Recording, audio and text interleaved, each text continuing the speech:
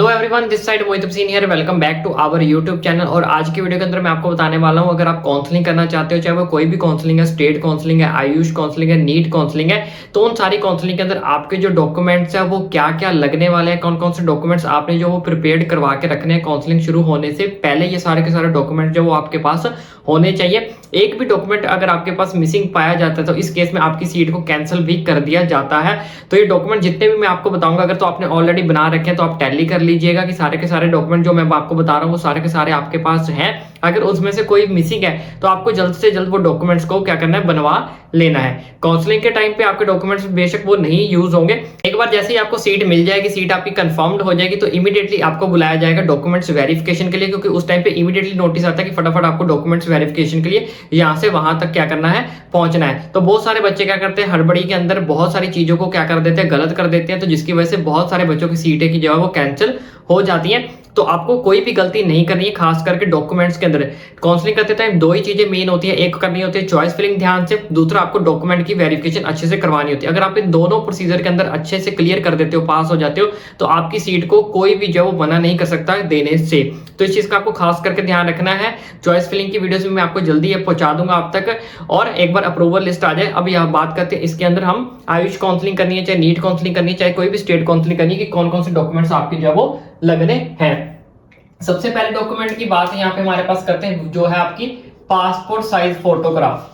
Passport size photographs, तो यहाँ पे फोटोग्राफ्स आपकी जो पासपोर्ट साइज वो आपके पास होनी चाहिए। कम से कितनी कॉपीज आपके पास होनी चाहिए, 20 से 30 कॉपीज आपके पास जो वो होनी चाहिए। और ये कॉपीज वही होनी चाहिए जो आपने नीट का फॉर्म फिल करते टाइम लगाई थी, यानी कि जो नीट का फॉर्म फिल करते टाइम आपने फोटो लगाई थी, वही सेम टू सेम फोटो जो है वो आपके पास होनी चाहिए। और वही सेम टू सेम फोटो आपके पास आगे इन फ्यूचर जो है वो मांगी जाएगी। अलग फोटो लेके जाओगे तो कुछ कॉलेज क्या करेंगे, ऑब्जेक्शन करेंगे। तो इससे बेटर है कि आपको जो है सेम टू सेम ही जो है वो फोटोग्राफ लेके जानी है जो आपका नीट का फॉर्म फिल करते टाइम जो आपने लगाई थी। जब आपने कोई फॉर्म करना है, डॉक्यूमेंट वेरिफिकेशन करना है, तो 20 से 30 कॉपीज आपकी जो वो आराम से यूज हो जाएंगी। वहां पे आपको डिफरेंट फॉर्म्स फिल करने होंगे, डॉक्यूमेंट्स वेरिफिकेशन का प्रोस्पेक्ट वगैरह दिए जाते हैं, तो आपकी इतनी कॉपीज यूज हो जाएंगी।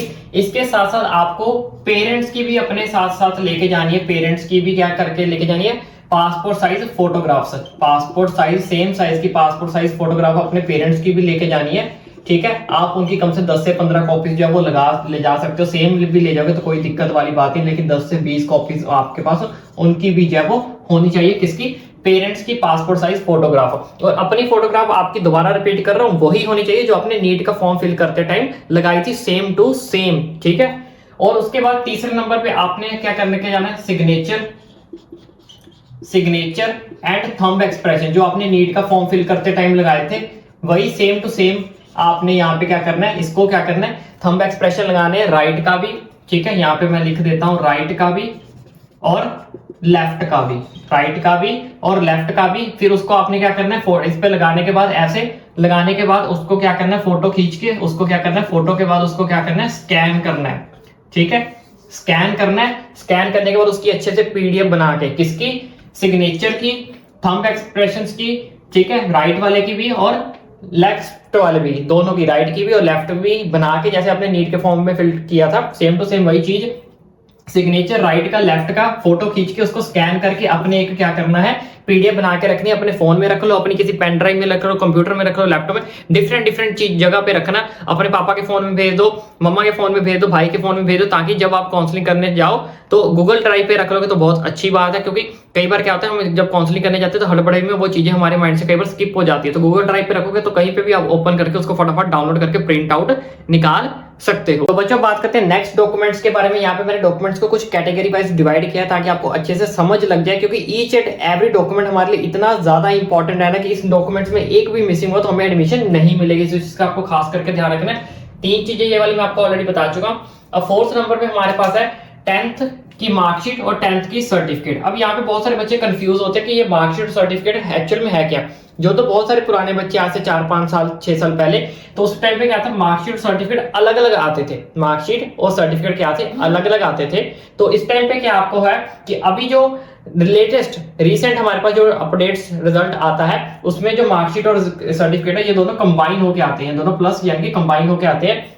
लेकिन अब आपको ये कैसे पता चलेगा कि आपकी स्टेट में ये चीज जो कंबाइन होकर आई है या फिर अलग अलग आ रही है? तो अगर आपकी सर्टिफिकेट के ऊपर ऐसा लिखा हुआ है मार्कशीट कम सर्टिफिकेट, अगर आपकी मार्कशीट के ऊपर ऐसा लिखा हो चेक कर लो, चाहे कोई कुछ स्टेट बोर्ड वाले बच्चे भी होंगे, कुछ आईसीएसई वाले होंगे, कुछ सीबीएसई वाले होंगे, तो अगर आपकी मार्कशीट के ऊपर ऐसा लिखा हुआ है मार्कशीट कम सर्टिफिकेट, इसका मतलब आपका क्या है, दोनों ही कंबाइन है। इसका मतलब क्या है, दोनों ही कंबाइन है, आपको अलग अलग की जरूरत नहीं है। अगर ऐसा नहीं लिखा तो इसका मतलब आपको दोनों मार्कशीट आपको अलग से लेनी पड़ेगी और पासिंग सर्टिफिकेट आपका अलग से होगा।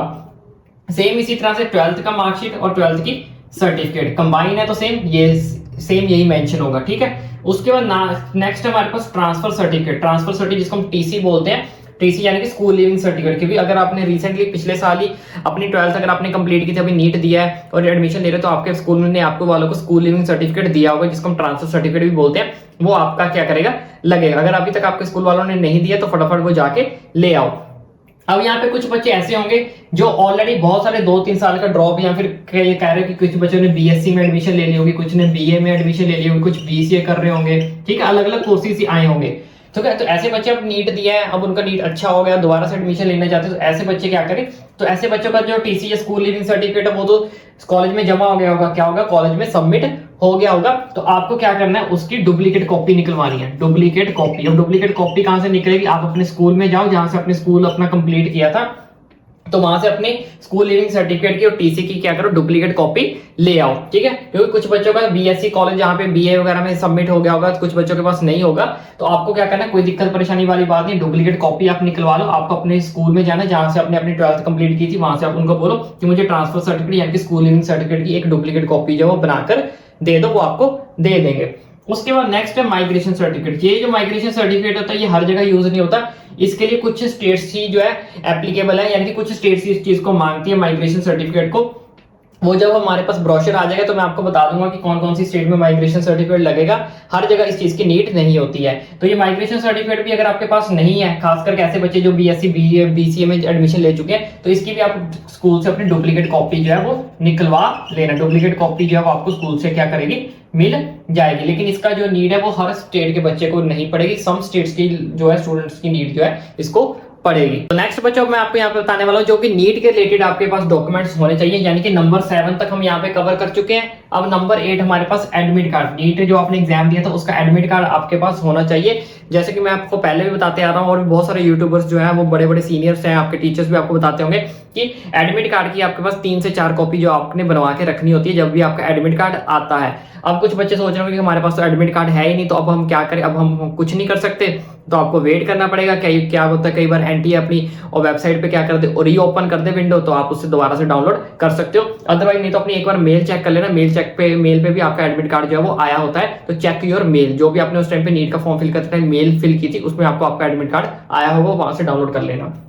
उसके बाद नीट का जो रिजल्ट आता है, रिजल्ट यानी कि जो रैंक लेटर आती है कि आपको कौन सा रैंक मिला है, आपका क्या स्कोर आया है, ठीक है, उसको आपने क्या कर लेना, प्रिंट कर लेना, वो भी आपके पास होना चाहिए। उसके बाद ऑफर लेटर, ये दो मोस्ट इंपॉर्टेंट चीजें, ऑफर लेटर और अलॉटमेंट लेटर। अब ये क्या होता है ऑफर लेटर, जब आप काउंसलिंग करोगे, काउंसलिंग में आप अपनी चॉइस फिलिंग करोगे, चॉइस फिलिंग करने के बाद आपको कोई कॉलेज अलॉट हो जाता है, ठीक है।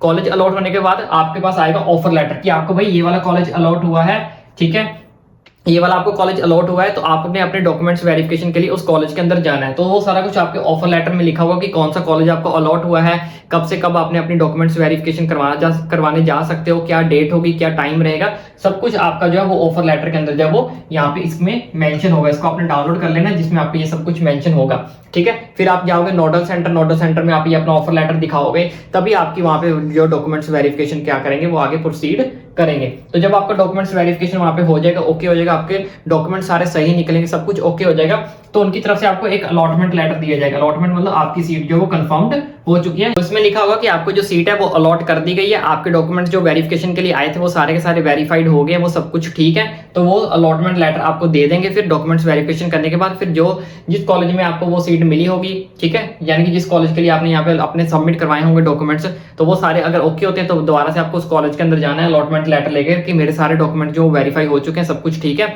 तो आपने अपनी सीट को जब वहां पे रिजर्व करवा लेना है और आपको जो है अपनी सीट मिल जाएगी।